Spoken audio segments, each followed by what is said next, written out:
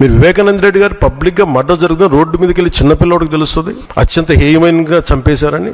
అది మర్డర్ కాదు, గుండెపోటు అని చెప్తారు. వెండి విగ్రహాలు పోతే, అమ్మవారి విగ్రహాలు పోతే పోయిందంటారు. విగ్రహం కాల్చి ఎవరిన అపవిత్రం జరిగితే ఎవడు పిచ్చోడు చేసాడు అంటారు. ఈ రోజు కల్తీ జరిగింది మాట అసలు కల్తీ లేదు, ఇది పూర్తిగా మా క్లీన్ చిట్ ఇచ్చింది అంటారు. దీన్ని బట్టి మనం అందరం అర్థం చేసుకోవాల్సింది ఇది వీళ్ళకి దీని మీద గౌరవం లేదు. వీళ్ళకి 7 కొండల వాడికి 2 కొండలు చాలు అన్న ఆలోచన విధానం నుంచి పుట్టిన వాళ్ళు ఈ రోజు ఏ స్థాయికైనా దిగజారగలరో ఇది చాలా ప్రస్ఫుటంగా మనందరికీ తెలియజేస్తా ఉంది. We are very clear about protecting the traditional Hindu values, dharmic values. We are very clear about it. మేము చాలా స్పష్టంగా ఉన్నాం. మేము ఇక్కడ కల్తీ జరిగింది అంటే వేరే మతాలు అనటం కానీ వేరే విశ్వాసాలను కించపరచడం కానీ ఎక్కడ లేదు. ఒక తప్పు జరిగింది, అడల్ట్రేషన్ జరిగింది. We are very clear about it. ఇది రిపీటెడ్ పొరపాట్లు కాస్త వీళ్ళని చూస్తే 2022లోనే వీళ్ళకి తెలియజేశారు. వీళ్ళకి 2022లో మీకు కల్తీ జరిగిందని రిపోర్ట్ అప్పుడు వాళ్ళకి ల్యాబ్ టెస్ట్ వాళ్ళకి పంపిస్తే అప్పుడున్న టీటీడీ చైర్మన్ కానీ వీళ్ళు కానీ వాళ్ళు 100% తొక్కి పెట్టేసారు. దాన్ని బయటకు తీసుకురాలా.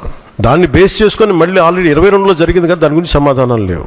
ఇవన్నీ తెలిసి కూడా మీరు అయోధ్యకి కల్తీ లడ్డులు పంపించారు. మీరు ఇది విశ్వాసాల మీద మీరు కొడుతున్న దెబ్బ. ఇది 7 కొండల వాడి మీద పగబెట్టుకున్నాడు ఎవరైనా సరే మట్టి కరిచిపోతారు తప్ప మీరు ఇలా బుకాయించుకొని చేసిన తప్పులు క్షమాపణ వేడుకోండి తప్ప మీరు కూర్చోబెట్టి మేము క్షమాపణ, మీరు భగవంతుడికి మీరు క్షమాపణ చెప్పాలి. 7 కొండల వాడికి మీరు క్షమాపణ చెప్పాలి. ఈ రోజు మీరు మాట్లాడుతుంది ఈ రోజుతో ఆగదు. ఇదే మా కూటమి విల్ మేక్ షూర్ ప్రతి ఒక్కరు కూడా ఎంత టైం పడద్దు, ఏం టైం పడద్దు అనేది సిబిఐ ఫర్దర్ రిపోర్ట్ రావాలి. అది కేసులోకి మన కోర్టులకు వెళ్ళాలి. అన్నీ అయిన తర్వాత ప్రతి ఇది అయితే మేము 100% దీన్ని వదలం. ఖచ్చితంగా ఈ దోషులను ఎవరైతే ఉన్నారో మీరు భగవంతుడికి మోకరిల్లే వరకు యుద్ధం సాగొద్దు.